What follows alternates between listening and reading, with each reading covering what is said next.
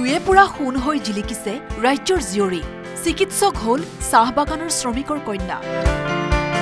CBSEত সুখ্যাতিৰে উত্তীৰ্ণ গোপালকৰ সন্তান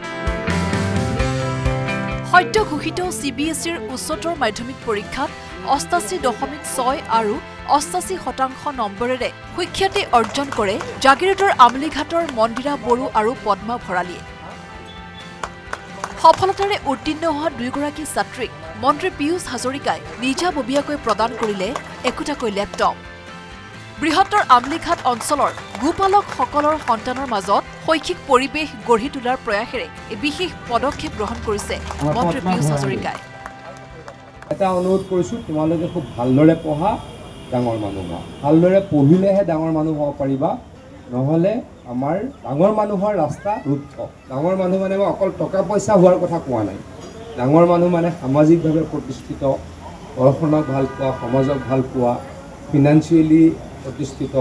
ভাল চাকৰি এটা কৰা ভাল ব্যৱসায় এটা কৰা সেই মানুহক ডাঙৰ মানুহ বুলি কয় উপহাৰ লাভ কৰি উৎফুল্লিত দুই ছাত্ৰীয়ে কলে এগৰাকীৰ সপোন উইং কমাণ্ডাৰ হোৱাৰ আৰু আনগৰাকীৰ সপোন SS বিষয়া হোৱাৰ মন্ত্ৰী মহোদয় আমাক লেপটপ দিয়াৰ কাৰণে আমাৰ বহুত আনন্দ লাগিছে আমাক সকলোকে আমি ইমান কষ্ট দি পঢ়িছো আমি সফলতা পাইছো আৰু তেখেতসকলে আমাক সমৰ্থনা জনাইছে মই এতিয়া NDA এক্সাম দিম ডিফেন্স একাডেমি উইং কমাণ্ডাৰ হ'ব বিচাৰো ভাল লাগিছে আমি যোনখিনি পাব বুলি মানে আশা কৰিছো দিছে মহোদয় দিছে আমাক মই SS অফিচাৰ হ'ব সপোন আনহাতে সদ্য ঘোষিত MBBS পৰীক্ষাত সুখ্যাতিৰে উত্তীৰ্ণ হৈ কুকুৰাঝাৰলৈ গৌৰৱ কঢ়িয়াই আনিছে অঞ্জলি এক্কাই কুকুৰাঝাৰ চাহ বাগানত শ্ৰমিক ৰূপে জীৱিকা নিৰ্বাহ কৰা হাখৰবাৰী নিবাসী টিপন এক্কা আৰু আশা কৰ্মী মীনা এক্কাৰ জীয়ৰী অঞ্জলি এক্কাই MBBS ডিগ্ৰী সম্পূৰ্ণ কৰি চিকিৎসক হৈ আদিবাসী জনগোষ্ঠী বিশেষকৈ উৰাও সম্প্ৰদায়লৈ এই সুনাম কঢ়িয়াই আনিছে মানে অন্তৰৰ পৰা বহুত সুখী আৰু ছোৱালীজনীক মানে ইমান দূৰলৈকে আগুৱাব পাৰিছো আৰু মানে ইহঁতে পিছ পৰা জাতি বুলি সবে জানে কয় যে আদিবাসীবিলাক বহুত পিছ পৰি আছে কিন্তু ল'ৰা ছোৱালী যদি পঢ়িব খুজি আছে মই মা দেউতাক কৈ আছো সিহঁতক মানে একটা বান্ধৱী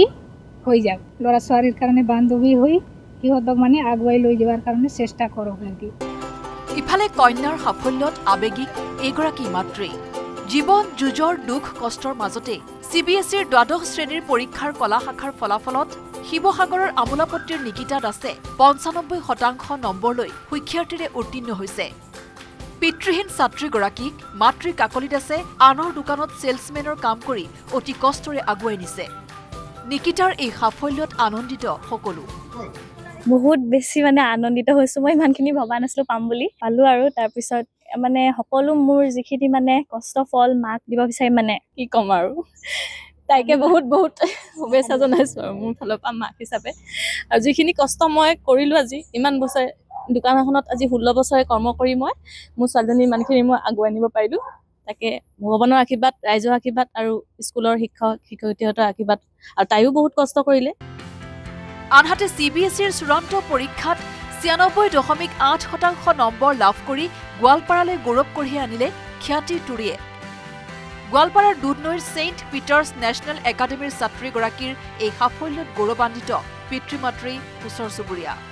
এক্সপেক্ট কৰিছিলো আৰু এতিয়া 11ৰ পৰা নিট কৰিম 11ত কোচিংৰ লগত স্কুল কৰি হেনা নিট দিম 12 পাৰ কৰাৰ পিছত তাৰ পিছত medical bureau report news 18 Assam north east